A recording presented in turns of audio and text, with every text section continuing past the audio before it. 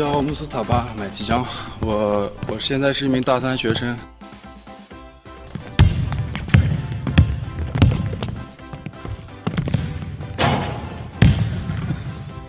我弟弟平时比较宅，然后我就喜欢拉他出来打篮球，锻炼一下，对他身心健康也有帮助。要不然他就一直在家里待着，也不愿出来。从初中考上内高班，然后现在又在西安上大学，这一阶段的一些经历，然后开拓了我的知识面，也开拓了我的眼界。这个无人售货柜就是我创业的其中一个项目，每天的销售额，然后销售业绩都会在这上面显示。我们在这个小区放了4台机子，目前效果还挺不错的。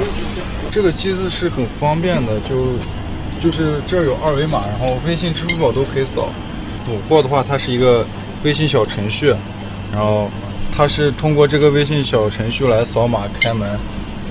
比如说现在橘子是有点少了，然后我就补一下橘子，然后把这个直接放进去。